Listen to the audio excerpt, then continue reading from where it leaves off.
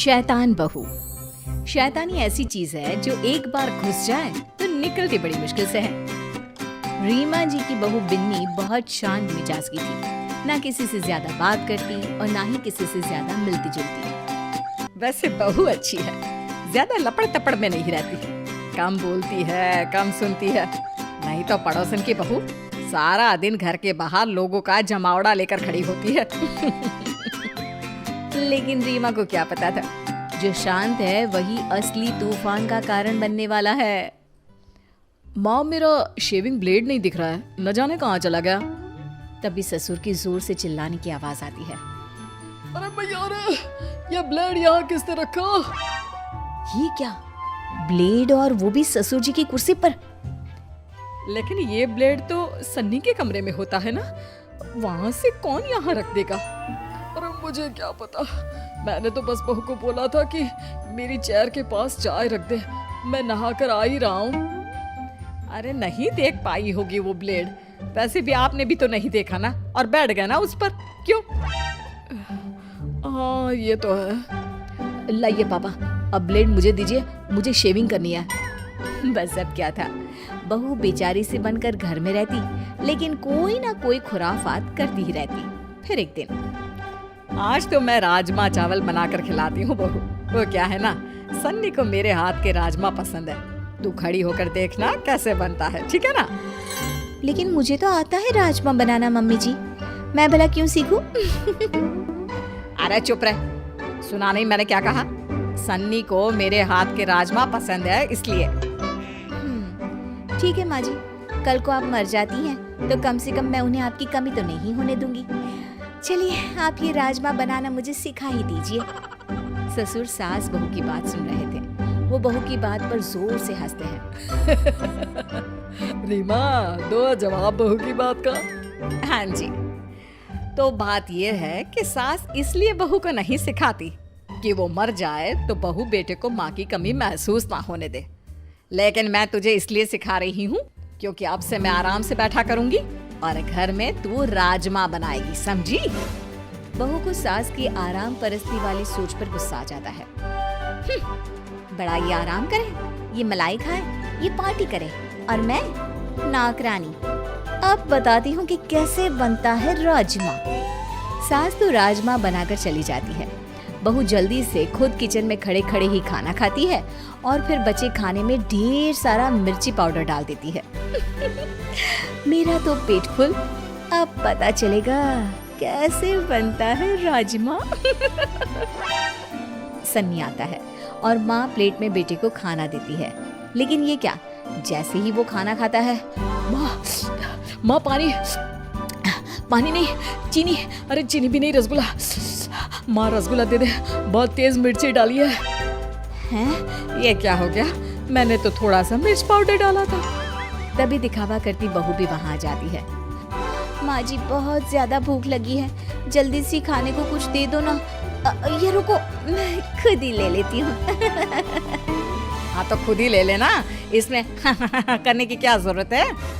वो माँ जी इसलिए क्योंकि वो क्या है ना, आप ही ने तो कहा था कि मैं आपसे बिल्कुल ऐसे ही राजमा बनाना सीख लूं, तो जब तक खाऊंगी नहीं पता कैसे चलेगा कि कैसे बनाना है, कैसे बने हैं, क्या? अरे नहीं नहीं, तुम रहने ही दो, तुम मत खाना, बहुत सारा मिर्च है इसमें, और प्लीज ऐसे राजमा तो बिल्कुल मत बनाना। सास को बहुत गुस्सा आता है कि बेटा ऐसे कैसे बोल रहा है, वही कल तक तो ऐसे ही राजमे को उंगली चाट चाट कर खाया करता था, लेकिन फिर भी ये सवाल रह गया कि मिर्च आई कहाँ से? बहू, मैंने तो राजमे में मिर्च बहुत कम डाली थी, फिर कहाँ से मिर्ची आई? क्या है माँ, उस पर शक क्यों कर रही हो? अरे वो क्यों करेगी? और माना कि जलन के मारे वो ऐसा कर भी दे तो वो क्या खुद खाने की जिद करती? क्या माँ, उम्र हो रही है तुम्हारी। माँ भी समझ जाती है कि उसकी उम्र तो हो रही है, लेकिन मिर्च इतनी ज्यादा। खैर, बहू की शैतानियां तो बढ़ती ही जाती है। वो ना कुछ देखती ना कुछ सोचती, बस कुछ न कुछ शैतानियां करती रहती। फिर एक दिन हम लोग ना थोड़ा घूमने जा रहे हैं। अरे थोड़ा क्यों जा रहे हैं, अब जाना ही है तो पूरे जाइए ना। मजाक कर रही हैं आप? अरे नहीं नहीं, क्यों? हम क्यों मजाक करेंगे? बड़ी मजाकिया हैं आप। अच्छा सुनिए ना, कल से हम लोगों के बगान में पानी दे देना ना। और हाँ, वहाँ कोई भी पौधा मरना नहीं चाहिए, नहीं तो नहीं तो क्या है? एक तो मदद करेंगे, ऊपर से धमकी। अरे ना जी ना, ये बर्दाश्त नहीं होगा। बहू को बुरा लग जाता है, या यूं कहे कि पड़ोसन और सास के बीच की नोक झोंक के बीच उसके मन का खुराफाती दिमाग जाग जाता है। फिर अगले रोज पड़ोसन के घर जाकर बहू सारा बाग तहस नहस कर देती है, गेट के अंदर गाय छोड़ देती है और सारे गमले तोड़कर घर जाकर सो जाती है।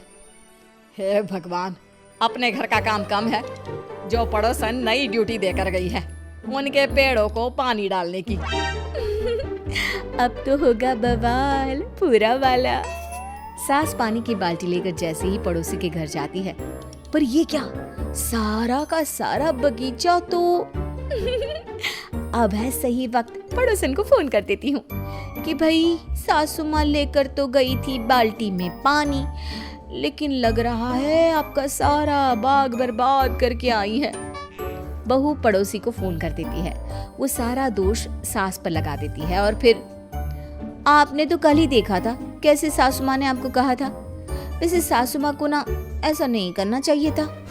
हाय रे, रीमा ऐसी निकलेगी मैंने तो सोचा ही नहीं था। ये तो बहुत गलत बात है रीमा जी की। मेरा तो सारा बाग ही बर्बाद कर दिया। आती हूँ तब खबर लेती हूँ तेरी सास की। हाँ हाँ आंटी जी, और क्या, लेकिन ध्यान रहे मेरा नाम ना लेना।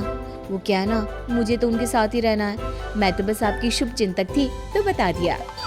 हाँ बेटा, उसकी जरूरत ही नहीं पड़ेगी। लेकिन ये क्या, 2 दिन बाद पड़ोसन जब रमा के घर में आती है तो पूरे गुस्से से लाल होती है।